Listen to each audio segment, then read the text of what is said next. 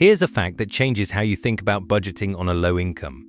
Research consistently shows that people who follow a written budget, even a simple one, save more money than those who earn significantly more but track nothing. The problem is not usually the income, it is the absence of a plan, and the fix is more straightforward than most people expect. A percentage-based budget, where you divide your take-home pay into fixed categories like essentials, savings, and flexible spending, works at any income level.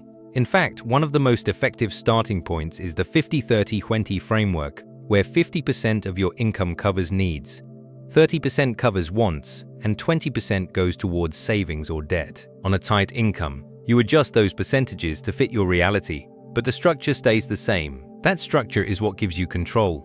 Because when every dollar has a category, surprises stop becoming crises. What we are going to build together in this video is a step-by-step budget designed specifically for low-income situations, covering how to prioritize your essentials first, how to use envelope-style allocation to stop overspending, and how to find small wins that actually compound over time. A percentage-based budget is simply a plan that tells every dollar you earn where to go before you spend it. Instead of guessing what you can afford, you divide your income into fixed categories using simple math.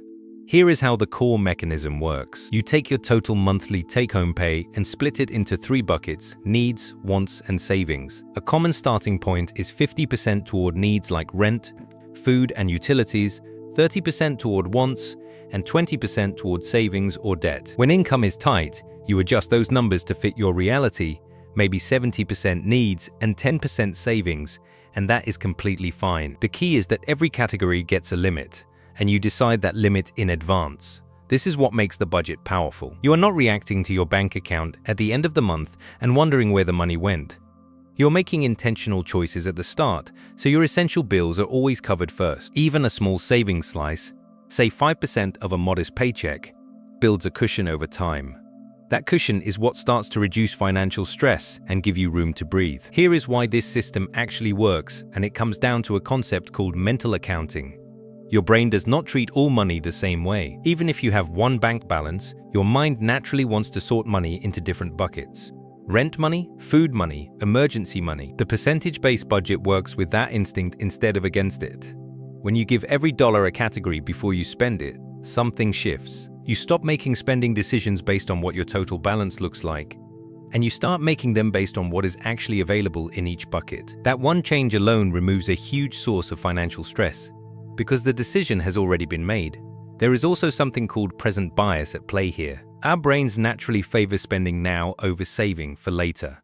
A concrete pre-assigned budget category for savings turns that future goal into a present rule. You're not deciding whether to save today. You already decided. That is a much easier commitment to keep. For low incomes especially, this matters because there is less room for error. A clear structure does not restrict your freedom. It actually gives you more of it because you always know exactly where you stand and what your money is doing for you. Here is step 1 of your budget setup, and you can do this today. Start by writing down every source of money coming in each month. That means your paycheck, any side work, benefits, anything at all. Add it up. That single number is your foundation, and everything else gets built on top of it. Next, list your fixed essentials: rent or mortgage, utilities, any debt minimums. These come first, no negotiation. Subtract that total from your income and write down what remains. Now take that remaining number and split it using a simple percentage guide. Aim for roughly 50% toward needs you haven't covered yet, like groceries and transportation. Then set aside 20% for any small savings or debt paydown, even if that means $5 or $10 to start. The last 30% covers everything else. If the numbers feel tight, that is actually useful information. It tells you exactly where the pressure is, so you can make a real decision instead of guessing. You now have a working draft of your first budget.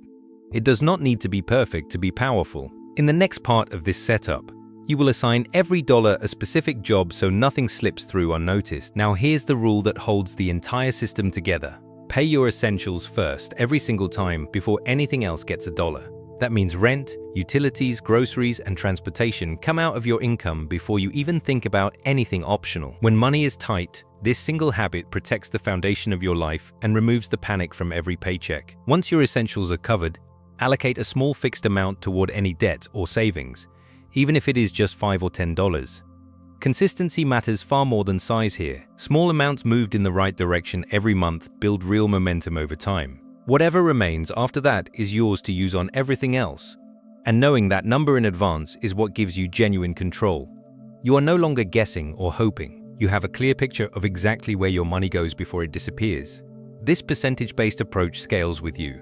So as your income grows, the system grows with it without needing to be rebuilt from scratch. One more concept worth knowing is the idea of a buffer, a small cushion you keep in your checking account to absorb surprises without breaking your plan. Even $20 or $30 set aside for that purpose can be the difference between staying on track and starting over.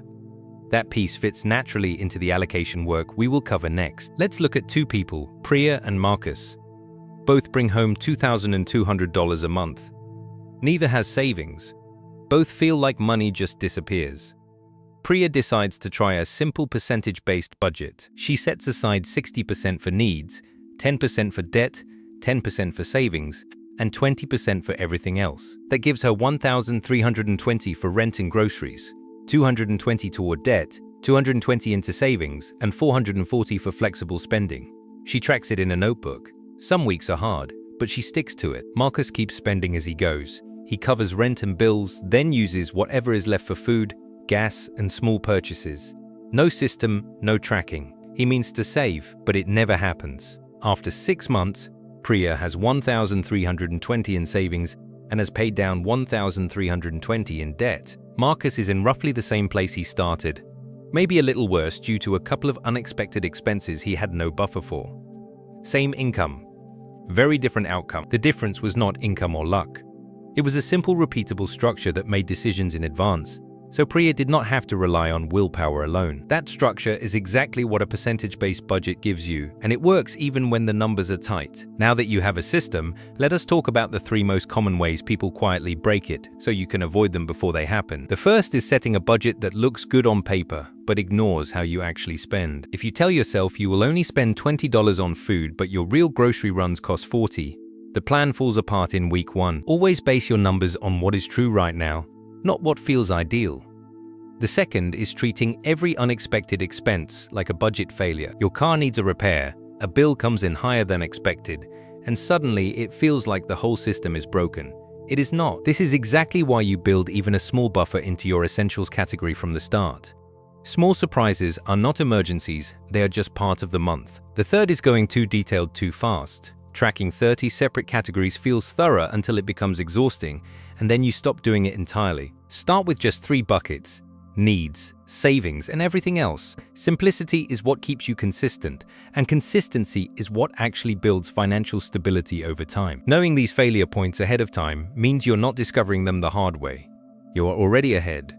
Now, a question worth asking honestly: does a percentage-based budget actually work when your income is very low?